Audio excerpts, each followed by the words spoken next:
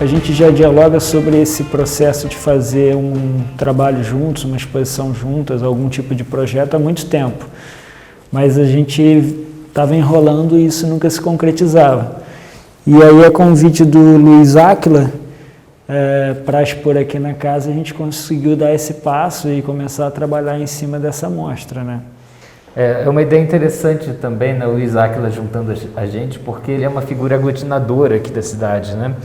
E a gente, apesar de já ser amigo, precisou dessa forcinha, né? Sim. E o mais interessante também é que a exposição, né, que o Luiz Áquila pensou tinha um desenho totalmente diferente, né? Ele tinha pensado em outros trabalhos, mas a casa, a relação que a gente quis ter com a casa, né, de diálogo com essa arquitetura, acabou se impondo e fez com que a gente pensasse um grupo novo de trabalhos para essa exposição, né? Inclusive, os trabalhos eles começam a acontecer de uma forma diferente na produção, tanto minha quanto do Pedro, bem diferente, inclusive, do que seria a proposta inicial, e começaram a revelar algumas surpresas para a produção de cada um, né? Então, esse diálogo ele acaba sendo bem potente nesse sentido. Eu acho que uma coisa que dá para ver no meu trabalho agora é que entrou uma mistura da pintura com outros materiais, né? Entrou o macramê, feito pela Andresa Artes das Pretas, que entra como uma espécie de moldura, né, cercando a pintura e carregando ela na parede, né? O macramê tem esse caráter de novidade na minha produção, né? A pintura que eu botei também na outra sala é uma pintura que já estava pronta, mas eu reorganizei ela, né? Eu mexi nesse trabalho para ela ganhar mais sentido também para esse conjunto de obras, né?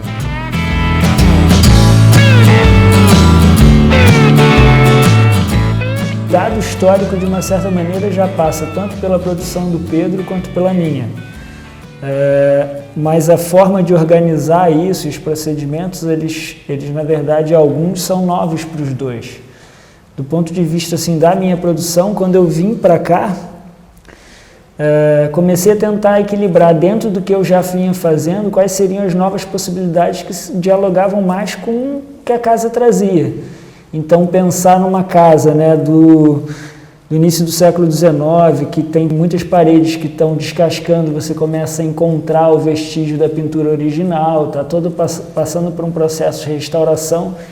Isso foi para mim um contraponto interessante para pensar o meu fazer em pintura num paralelo do que seria essa restauração ou essa descoberta do dado original.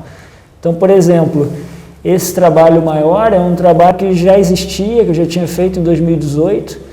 Eu trago ele de novo para o ateliê, tirando da galeria, porque me interessava questionar essa pintura agora num paralelo com essa casa. Então, comecei, na verdade, a fazer um processo totalmente diferente, que era retirar toda uma pele de resina que já existia na pintura, quase como um processo de escavação, que você vai com um formão e um martelo quebrando lascas, tirando esses fragmentos que, na verdade, criavam uma pele, uma opacidade para a pintura que faz citação à obra do Debré. E isso é um paralelo muito legal com o processo da casa, né? Com a redescoberta desse fragmento histórico, com a restauração. Eu acho que essas novidades que são legais, assim como entra para o Pedro, né, com o macramê, são surgimentos de processos novos para a gente. É muito bacana nesse seu trabalho, né? Porque quando você olha para o teto aqui da sala que a gente está, você vê que esse teto tem uma camada de pintura por cima que está descascando e revelando a pintura que havia por baixo, né?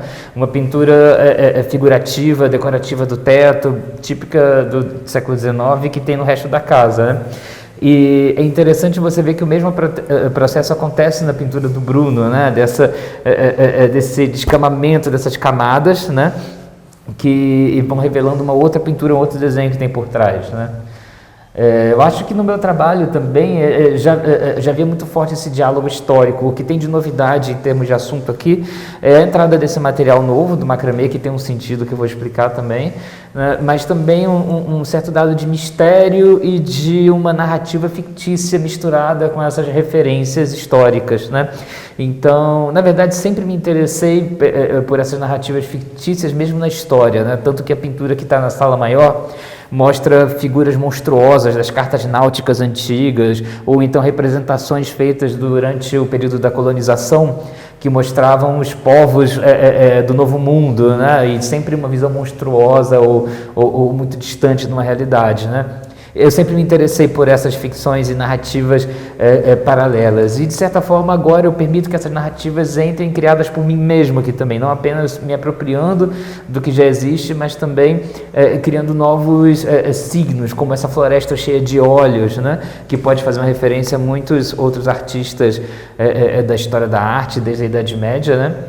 Mas que entra aqui no meu trabalho não como um dado apropriado da história da arte, mas como uma coisa que eu mesmo inseri por conta própria, né?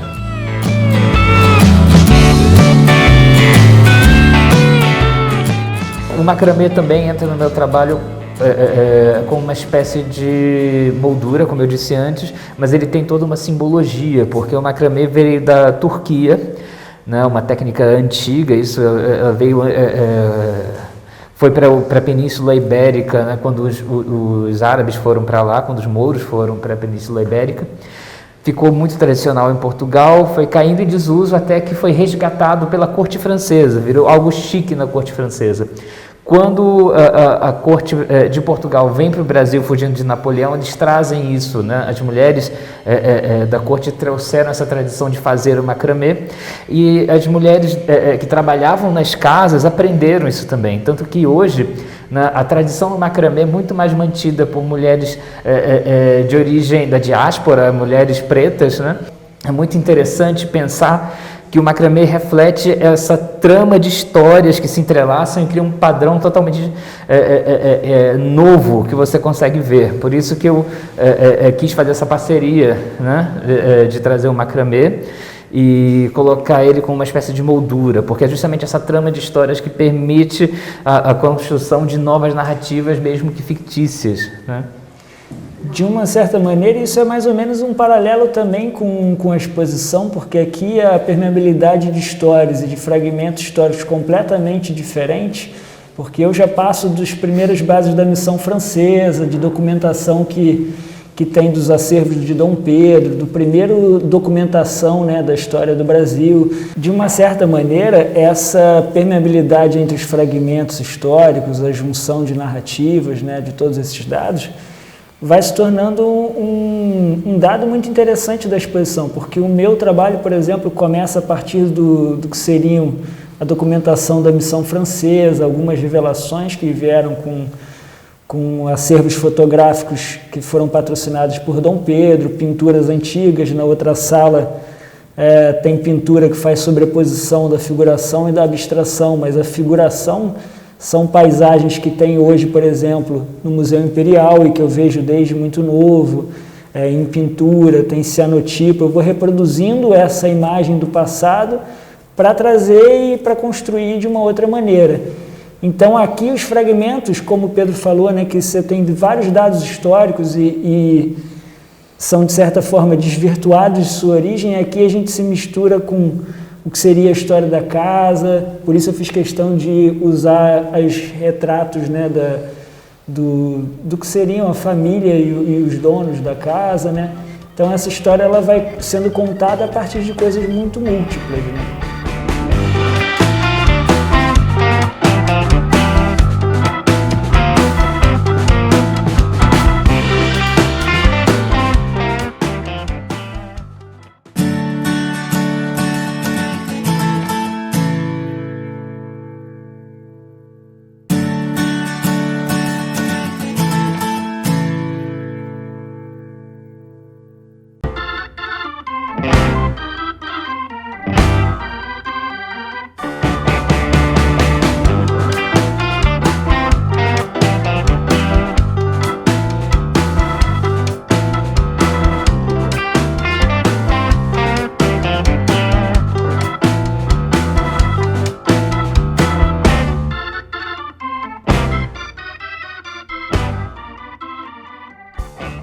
De uma maneira geral, a gente sempre precisa estar atento a essa relação do trabalho com o ambiente, do trabalho com a escala do lugar, né? Isso é algo que é comum na nossa profissão. Por outro lado, é muito incomum ter esse tipo de espaço com tanta intervenção. Não nessa sala, que essa sala já se aproxima mais de um modelo de sala de exposição convencional, por ter paredes brancas, né?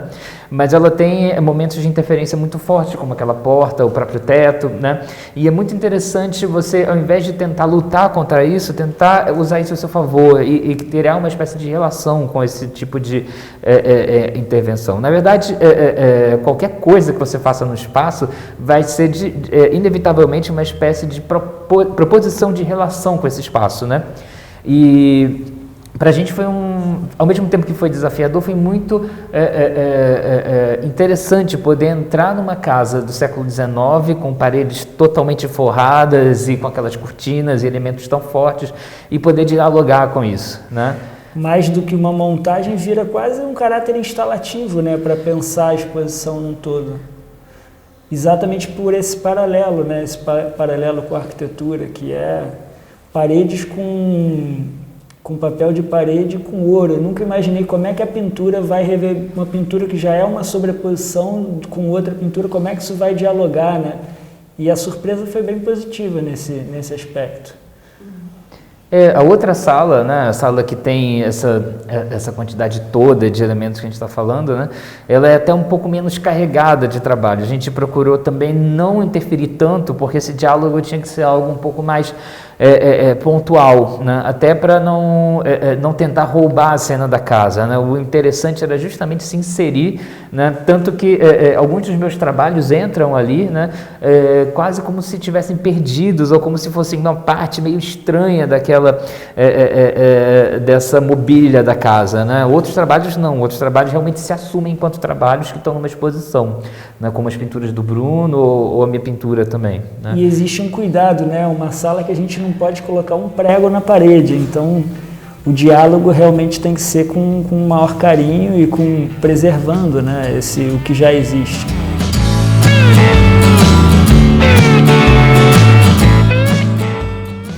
Eu acho que é difícil falar numa mensagem porque, mais do que reproduzir uma verdade, a gente está falando de um processo que passa por múltiplas percepções, passa por uma essência ou por uma ambiência muito mais do que um dado concreto.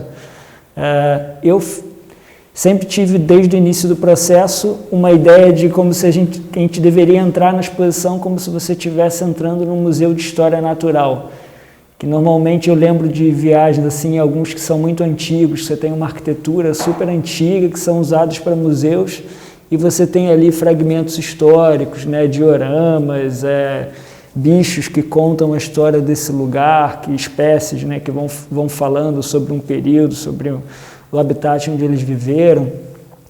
E eu acho que você dá conta desse todo, mas de uma maneira que a percepção é muito múltipla, é muito fragmentada mesmo. Então não existe uma verdade, um processo que se estabelece como uma coisa só. Eu acho que é entender cada fragmento, trazer um pouco para você, trazer um pouco para a sua percepção, entender a importância da história e como se conta a história, porque a história também não tem só um ponto de vista, eu acho que passa mais ou menos por aí. Eu acho que em relação a esse ter uma mensagem, ter um discurso, né, uma coisa que eu falo para os meus alunos é que a obra de arte ou a proposição, que às vezes não se trata nem de uma obra, né, ela visa essa fruição, uma espécie de relação com o espectador que vai para muito além do ter uma informação e passar adiante, né, porque às vezes a questão da obra de arte é que ela não tem nenhuma informação que seja logicamente traduzível, né? Vai passar muito por sentimentos, por reações. Essas reações podem ser até físicas, dependendo da proposta do artista, né? Como o Olafur Eliasson, que vai fazer uma chuva dentro de uma sala de exposição, né? E vai te propor ter uma relação diferente com esse evento do que você teria realmente na natureza. Então, é toda uma cadeia, né, de coisas que junta vira uma proposição artística, né? E eu acho que aqui a gente está falando justamente sobre essas histórias, esses caminhos que se entrelaçam, né? Ou que se revelam, né? E como a gente... E uma das problematizações que a gente traz é justamente sobre a natureza dessa história, como ela se revela para quem está vendo, né? E no caso de ambos, né, ela mistura, por exemplo, questões pessoais, né, como no Bruno, que traz objetos pessoais misturado com objetos de uma casa histórica, misturado com... ele questiona qual é a natureza desse artefato histórico que vai ser pesquisado daqui a 100 anos, por exemplo, né? E o meu trabalho traz também um dado de uma narrativa fictícia, né? E mesmo ela já sendo fictícia dentro do documento histórico, né? No caso das cartas náuticas ou dos desenhos feitos pelos artistas viajantes, muitas vezes você tem ali um dado de invenção e de ficção, né? E tem um dado de ficção que eu trago também, né, para essas imagens. Tanto que, por exemplo, tem uma pintura ali que é Passado que Não Passa, e tem uma menina vestida como uma sinhá, uma senhora de engenho, né? Mas é um personagem anônimo, ela é inventada, ela não existe, né? Então tem esse dado, né? Eu acho que uma das questões que a gente traz é justamente como olhar para a história, como olhar para uma história que é feita de fragmentos que muitas vezes são inventados, né?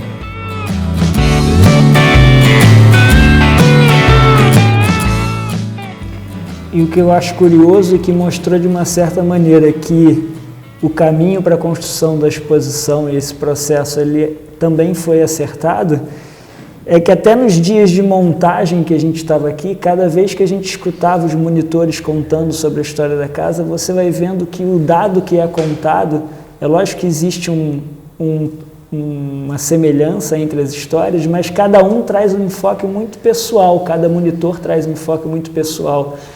Um fala mais sobre arquitetura, um já vai trazer questões de religiosidade, de como se sente na casa, dos dados mais pessoais. Então, cada história é muito da boca de quem conta, é muito de quem escuta. E eu acho que o processo de percepção passa por esse dado, que é um dado muito introspectivo de cada um também.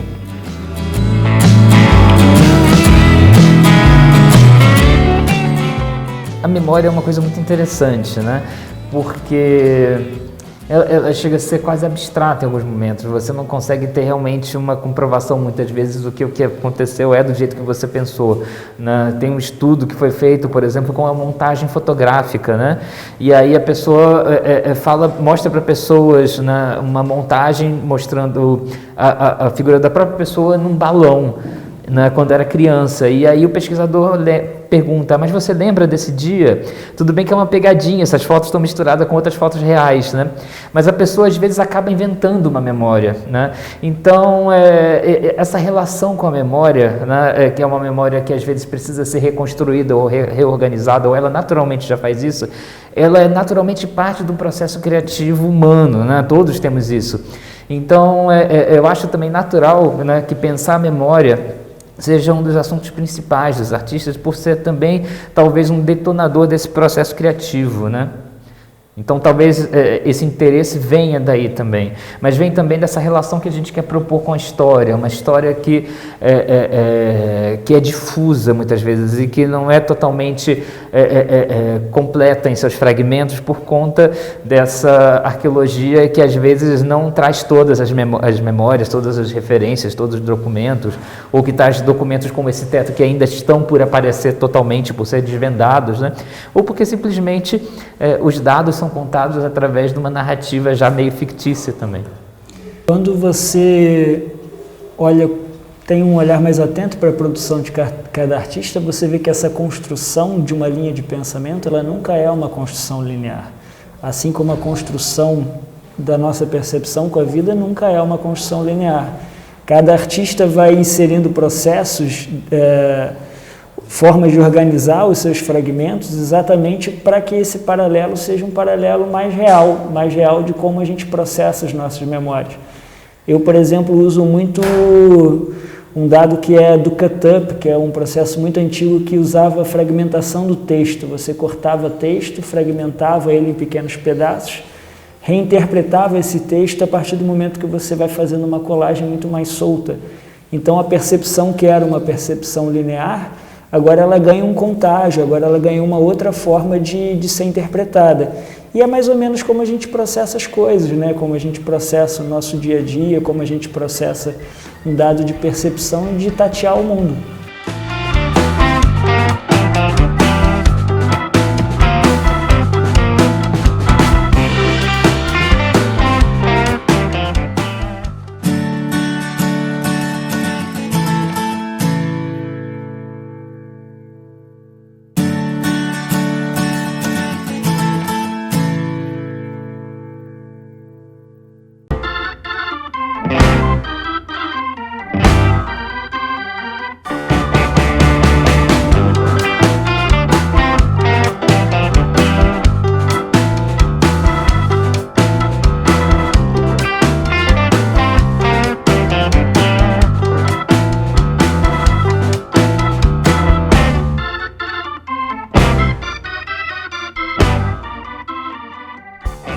Eu acho que já era um sonho antigo da gente, né? Já rolou muita conversa sobre isso. E eu, particularmente, gosto muito de fazer exposição em dupla, né?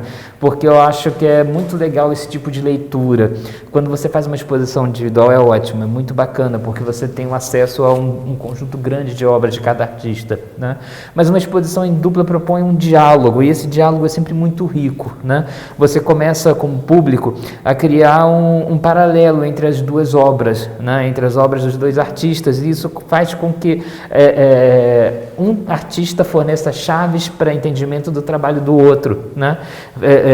Porque você começa a criar parâmetros e uma ideia de, olha só, esse artista faz isso aqui faz isso aqui eles convergem, isso aqui eles divergem. É muito interessante, então, pensar num diálogo, né, em termos de uma exposição, por exemplo, né? E o Bruno é um artista que eu acho que a gente tem uma conversa muito rica, primeiro por conta dessa relação com a história e também por causa dessa relação com a pintura. Ambos somos artistas que temos uma identificação muito forte com a pintura, talvez eu mais com o desenho, né, porque o meu trabalho é um desenho em pintura, né, e de certa forma o trabalho do Bruno também vai muito para o desenho, né, mas enfim, temos essa pintura que não se contenta em estar na pintura, né? Em estar naquele retângulo e naqueles materiais tradicionais. Nós sempre tentamos uma expansão para um lado mais instalativo, né? Ou para uma percepção mais ampla desse espaço, né? Uma percepção estendida desse trabalho dentro do espaço. Eu sou sempre a favor de todo o processo que se contamina por uma outra informação, né? Por um algo que você não faria, e você trabalhar em paralelo com alguém que você acredita muito no trabalho e que tem um trabalho muito diferente do teu, gera essa possibilidade de uma maneira muito forte. Tendo a casa como um terceiro elemento de dado de arquitetura e história, como a gente nunca fez, porque eu, por exemplo, nunca tinha trabalhado num lugar diferente do cubo branco da galeria, diferente daquela arquitetura que, na verdade, ela se apaga muito para revelar o que você está querendo mostrar. Então, acho que 3 elementos, né? Eu, Bruno, Pedro e a casa, como uma nova possibilidade e um contágio muito grande. Eu acho que todos esses processos, para mim, são sempre muito potentes.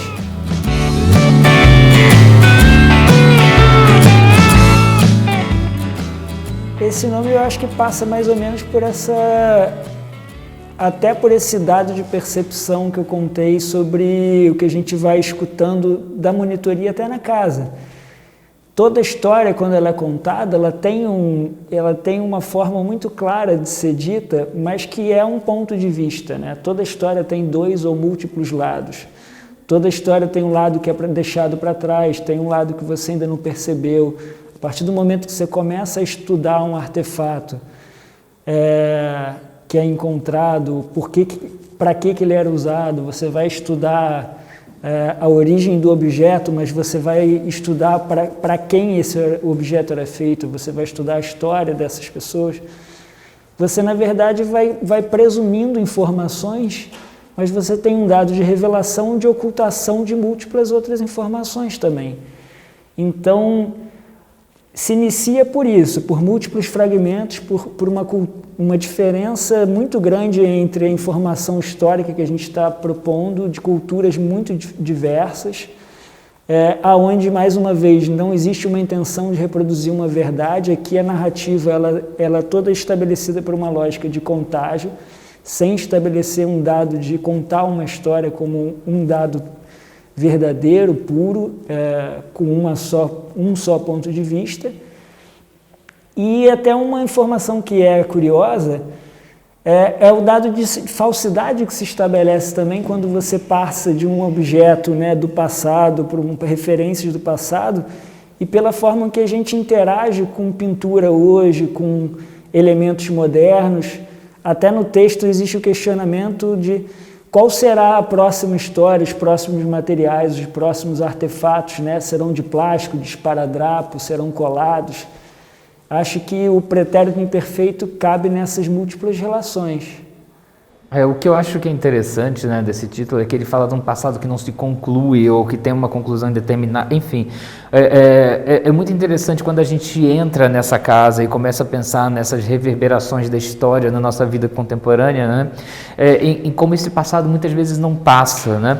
É um passado que continua reverberando, é um passado que não tem um fim definido, porque ele está aqui no nosso DNA, está nos nossos fenótipos, está na arquitetura, né? Está em todo canto, né? Em todo canto, principalmente numa cidade como Petrópolis, é muito fácil perceber esse lastro que a gente tem do passado, né?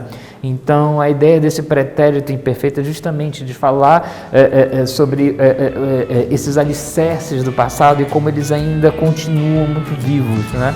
E essa casa é um grande exemplo disso.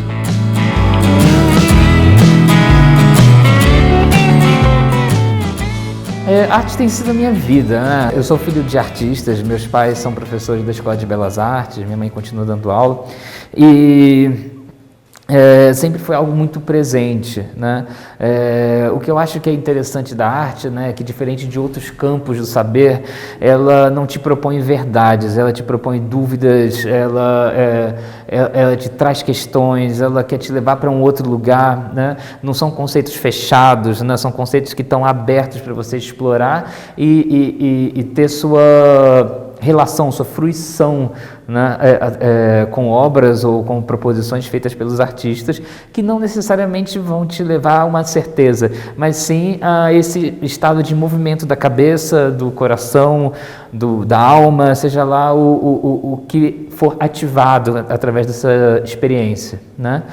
Então, eu acho que a arte, muito mais do que ter um objeto ou ter uma exposição, é uma relação que você se propõe a ter com momentos da sua vida, né? E você pode ver arte em vários cantos, obviamente, mas o que eu acho que é interessante, especial de uma exposição ou de um concerto ou de qualquer outra manifestação cultural, é que essa proposição é feita por um artista e você estabelece aí uma troca de saberes, né? E é um saber que, como eu disse antes, não é um saber racional ou que tem início, meio e fim, né? É um saber que é intangível, que não tem muita lógica muitas vezes, mas que passa por sentimentos e outras formas de relação. E eu acho que a importância da arte é que ela está aí, e ela é o que a gente tem, né, para poder encarar uma vida que às vezes é muito dura, né, ainda mais num momento como o nosso. É uma das grandes ferramentas que a gente tem para tentar entender ou se relacionar com as questões da vida, né, e da morte. Ela, de certa maneira, acaba sendo uma potente ferramenta, assim como a história, como um processo educativo, de como você conseguir perceber e questionar as coisas do mundo, traçando, na verdade, um processo crítico, um processo de percepção pessoal, que você comece a chegar às suas próprias conclusões e você, na verdade, não absorva informação do mundo, seja só uma resposta automática a isso. Eu, diferentemente do Pedro, eu vim de uma lógica de trabalho completamente diferente, que eu vim da arquitetura. Eu fui formado em arquitetura e urbanismo, dei aula numa universidade como arquiteto e, aos pouquinhos, há mais de 10 anos, na verdade, isso foi crescendo para mim até o momento de eu resolver trabalhar exclusivamente como artista.